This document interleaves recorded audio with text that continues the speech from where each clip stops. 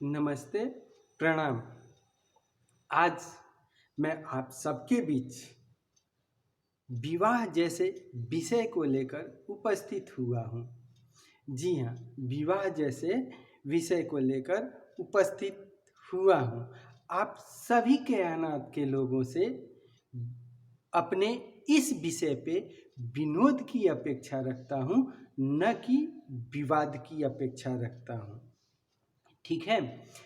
तो जब आप समाज के सांचे में जब आप समाज के सांचे में नहीं ढलते हैं, जब आप समाज के सांचे में नहीं ढलते हैं, तब जीवन में अनगिनत मुश्किलों का सामना करना पड़ता है।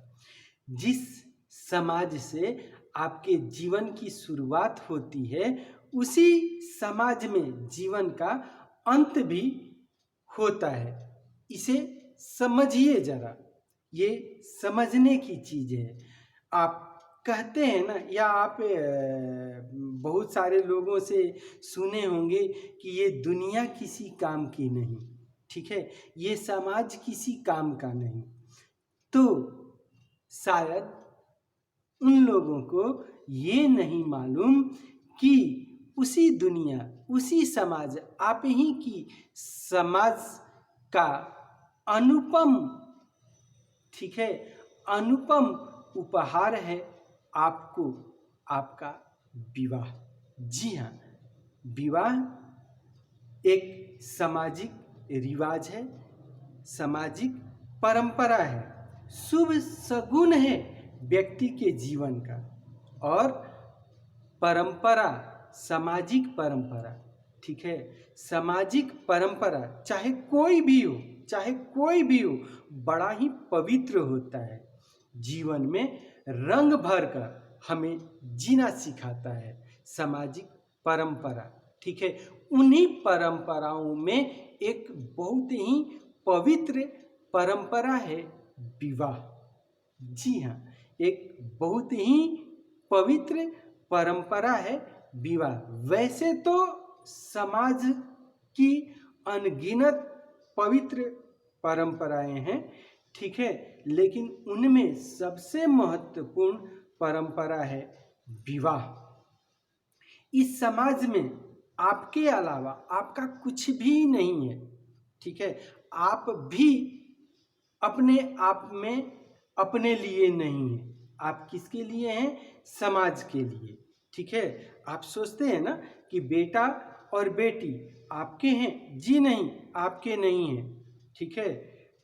तो आप मेरे इस बुद्धूपन बातों पे मुस्कुराइएगा और कहिएगा कि फिर किसका है, ठीक है, मज़े भी लीजिएगा। और वैसे भी मैं विनोद की आप सबसे अपेक्षा रखता हूँ, ठीक है, विरोध की अपेक्षा नहीं रखता हूँ।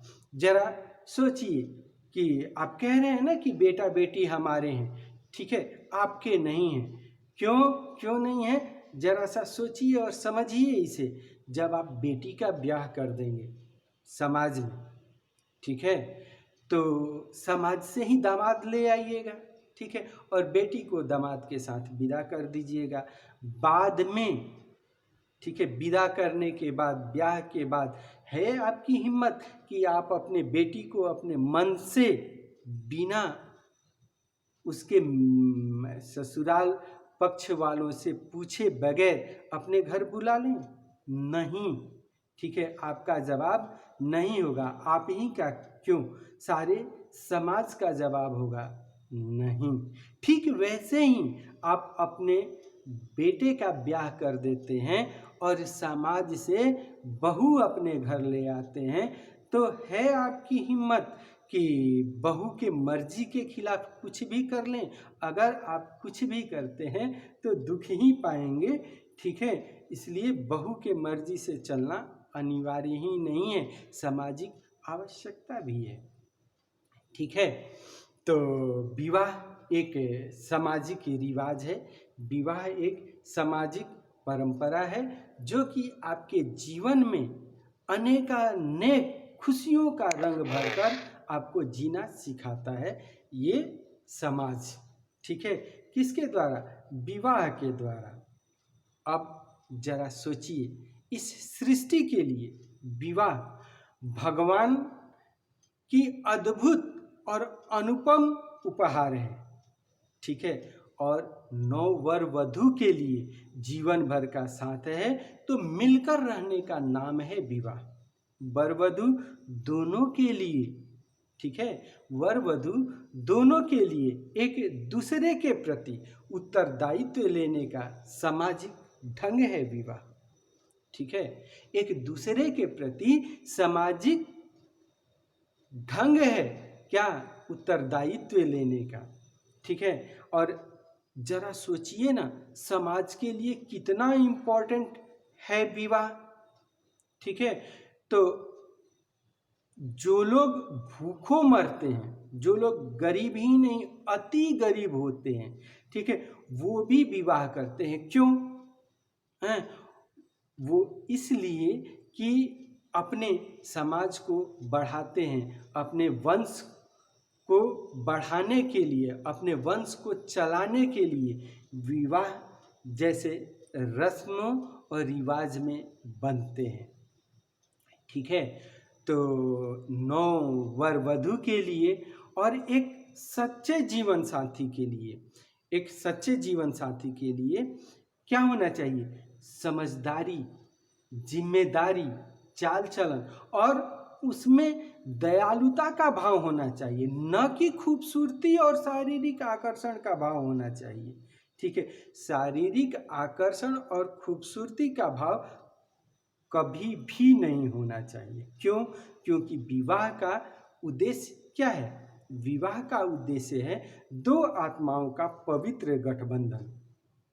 ठीक है, दो आत्माओं का पवित्र गठबंधन ही विवाह का उद्देश्य है। इसे शारीरिक, ठीक है, इसे शारीरिक या मानसिक तौर पे नष्ट या भ्रष्ट करना, ठीक है, पाप ही नहीं महापाप है, जिसे न तो समाज माफ करता है और न ही भगवान माफ करते हैं।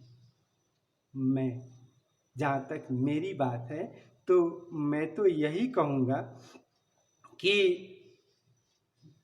विवाह से, ठीक है, समाज के इस अनुपम उपहार से दुर्भाग्य, गरीबी और दरिद्र जीवन भी अक्सर धन्य हो जाया करती है, और विवाह से व्यक्ति के जीवन में खुशियाँ ही खुशियाँ आती हैं।